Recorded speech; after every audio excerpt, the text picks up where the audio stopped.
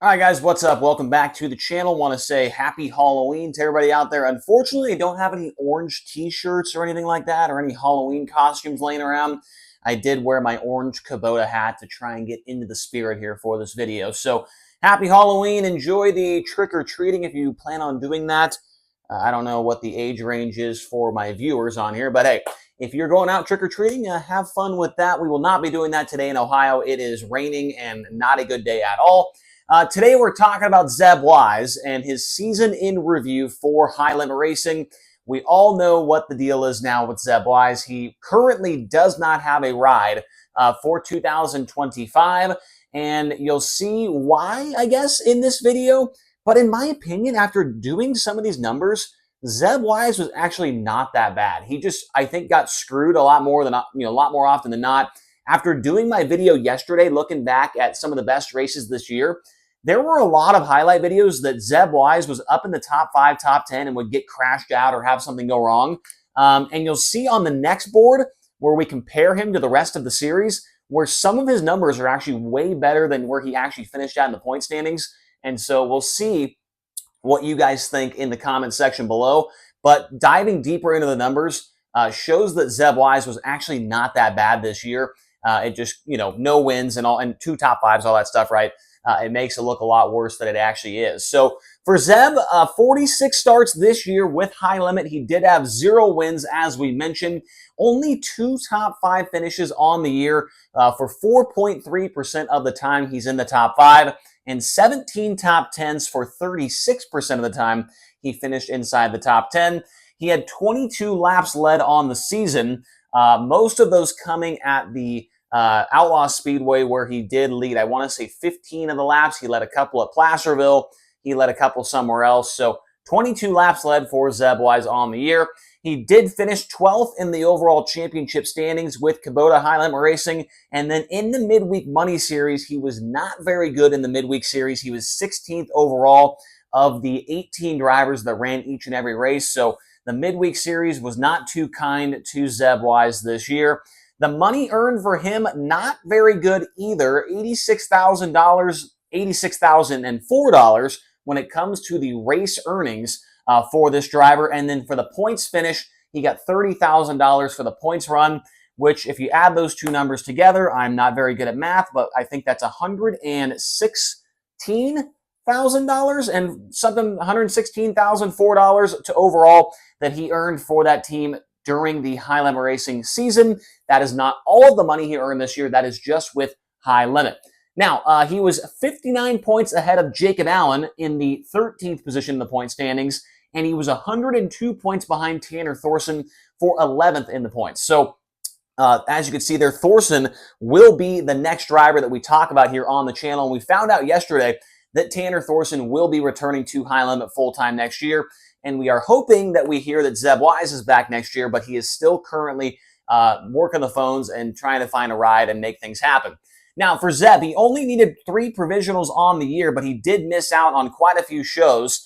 There were a total of 49 main events this year that were counted as points races, and he missed 3 of those, and then he needed 3 provisionals as well. He did have 5 DNFs by my count on the thirdturn.com, so definitely quite a few DNFs there for Zeb.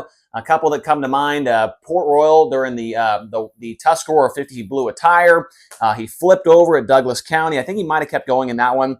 The wreck at Placerville when he was up front, battling for the lead, got into a lap car, and then Brad Sweet came by and destroyed him. Just a couple of the DNFs that come to mind for Zeb Wise. His best finish of the year came at race number 16. It was a 3rd place result where he led 15 laps at Outlaw Speedway in New York, a place that he had won at before with the All-Stars. Going into that race, we did know that he was going to be pretty solid, and he ended up finishing on the podium that night, his only podium finish of the season with High Limit Racing. SprintCarRatings.com had Zeb Wise as the 33rd best driver in 2024, and that number can still move around because, well, Zeb, I believe, is done racing for the year, but we got World Finals coming up. Some other 410 races are coming up, so he could get moved down, but right now, as we are recording this video, 33rd best this year. My prediction for Zeb Wise, wow, I almost did not put this on the board. these predictions have been absolutely horrendous for me. I had Zeb Wise for 3 to 5 wins this year. He had 0. I had him for 6th to 7th in points, and he was 12th. So next year, as I mentioned in a different season interview, I am going to really back it down on the season, the predictions for next year. I'm going to kind of aim low and pray for, for some guys to outperform my prediction, because that is just not even close. And I feel like I should shut down my channel after being so horribly wrong about that. His best stretch of races came between races 5 and race 22. He had 9 top 10 finishes in that stretch of about 17 or so races. So he was decent at the beginning of the year, but then at the end of the year is when the wheels started to fall off for this team. Race 32 to 42, he only had 1 top 15 finish in that stretch. So a stretch of about 11, 10 races, he only finished in the top 15 one time. The rest of them, 15th or worse, or he missed the show. And so that is a really tough stretch of races right there for Zeb Wise. And you'll see on the next board, which I will get ready now, that he got worse as the season went on. We did the average from the first half to the second half, and it is not good at all for Zeb Wise. Now, here's some of those numbers I was talking about earlier. Let me make sure that my board is kind of straight on the wall there. There we go. Average finish for Zeb Wise this year was a 14.1, which was 13th overall with the series. His average start, about the same, 14.1 there as well. He was tied for 9th with the same average start as one other driver, so 2 guys with the same average start. His average qualifying, 8.75. That is 8th best with the series. So he was very, very good at qualifying. Obviously, he was in the top half of the full-time high-limit drivers with that 8.75. Dash appearances for him, he had 7 out of a possible 40, which was also 8th out of the entire series. He had 3 dash wins, which was 4th with the series. He had 2 hard chargers, which was tied with 6 other drivers for 6th overall with the series. 4 quick times, which was tied for 5th overall with 4 different drivers.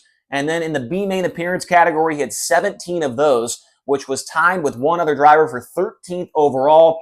His average redraw wheel was 11, which was the 2nd best with the series. So whenever Zeb Wise was up there at the redraw wheel, he was getting a good number more often than not. 2nd out of 16 drivers that we are talking about here with these season in reviews. So for this first column, I mean, you got to admit that, there is some good numbers on here when you compare them to the rest of the drivers. 8th, 4th, 6th, 5th. That's pretty darn good. He ran 12th in points. I think that goes to show that there was some bad luck involved a lot of the times here with this driver. I'm honestly not sure what else you could chalk it up to, because looking at these numbers, he should have been a top 10 guy in the points. I just think that he had a lot of, crashes or, parts failures or whatever it may be that really set him back this year. Heat race wins for Zeb Wise. He had 5 of those. He was tied for 11th with 1 other driver. He was not very good when it came to the top 5 efficiency. He started in the top 5 4 times, and he only had 1 top 5 finish out of those top 5 starts. That is 25%. That is 13th best with the series. Top 10s were a little bit better. He had 12 top 10 starts. He had 8 top 10 finishes. 66% of the time he was able to stay in the top 10 when he started there, which was tied for 11th with 1 other driver for the best in the series. And this is impressive. I don't even know how you can do this, but his plus minus was 0 the entire year, which, if you don't know what that is how many cars he either got passed by or he passed throughout the entire series and the entire year. And he's the only guy that had 0. So he was at a net, what do you want to call that? Just a net neutral for the entire year. He didn't get passed by too many cars. He didn't pass too many. I think there was only 2 drivers that were negative in the plus-minus department this year with high limit.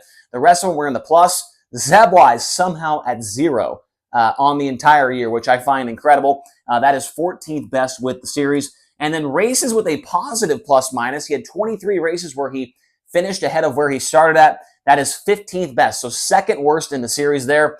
His average finish from first half of the season was 12.5. And then in the second half of the season, it drops by 3 positions to 15.6. So 12.5 from the first 24 races, and 15.6 in the second 25. So he definitely got worse as the season wore on, and so you hate to see that. But like I said, I think there was a lot of bad luck involved here with this driver and this team. And I honestly don't know what else to chalk it up to, because you look at some of these numbers, as I've said, they were not that bad. It's just they didn't get the finishes that they definitely deserved.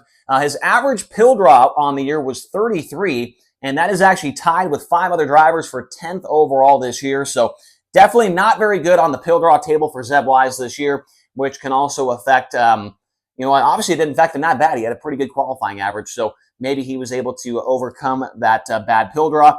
What are Zeb Wise's future plans down here at the bottom? I honestly have no idea. I know that he is definitely working the phones.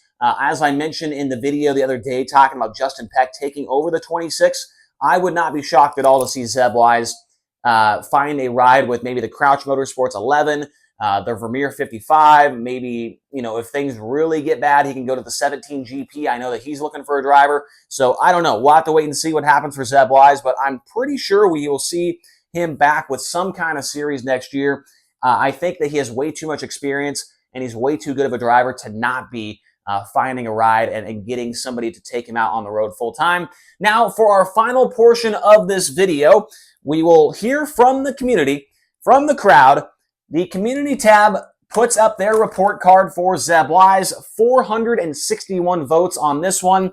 And we had A, B, C, D, or F for you to choose from. The report card, the grades that you would give Zeb Wise, 1% of people gave him an A. I'm not sure if YouTube, if a section doesn't get any votes, if they just give it 1%, I honestly don't know who could have put A down. It just was not an A year for Zeb Wise at all. B, 10%. I still think that that's a little bit rich. 10% B. I don't think so. I don't think anybody would say that it was a B year for Zeb Wise.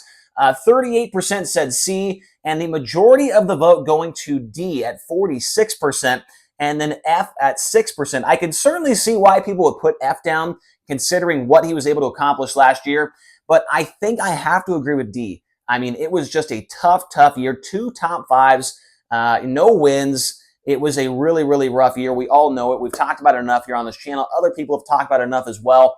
But I really do think if Zeb Wise gets another opportunity with a good team, it will be a completely different thing. I think he just needs something different to go on for him next year. So I'm going to have to agree with D at 46%. Considering what happened last year to this year, it was certainly a big drop-off in performance. But that is the community tab. Also, make sure to go over and vote. I just put up the one for Parker Price Miller, so if you guys go vote on that one.